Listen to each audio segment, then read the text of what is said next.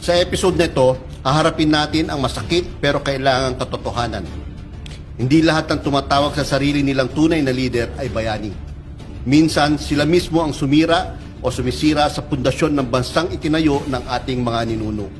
Kaya tanungin natin ngayon, paano nga ba sinira ni dating Pangulo Rodrigo Roa Duterte ang Pilipinas?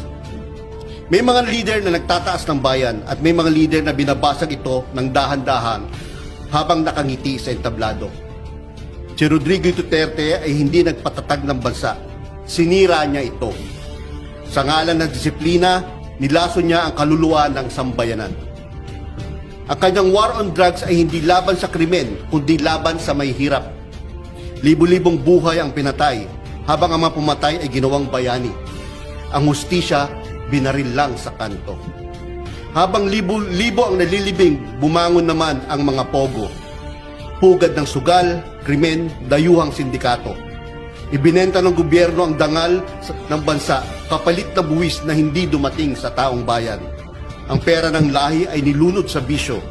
Ang moralidad ay ibinenta sa murang halaga. Sa ilalim ng kanyang termino, ang Pilipinas ay naging paraiso ng mga sakim at impyerno ng mga matino. At para tuluyang patayin ang pananagutan, tinalaga niya ang isang ombudsman na hindi na tagapagtanggol ng bayan, kundi tagapagtago ng kasalanan. Kamakailan lang, tahimik na binaliktad ni Samuel Martires ang desisyon ni dating ombudsman Conchita Carpio Morales laban kay Senador Joel Villanueva. Walang abiso, walang paliwanag, walang hiya. Gabi-gabi, may mga ninanakaw na katotohanan sa katahimikan ng mga opisina ng gobyerno. Ito ang pamana ni Duterte. Isang bansa na natutong matakot kaysa mag-isip.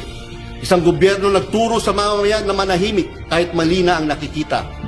Pero ang mga multo ng kanyang pamumuno ay muling bumabangon ngayon. At kapag nagsalita na ang bayan, walang diktador, walang peking lakas at walang dilim ang makakapigil.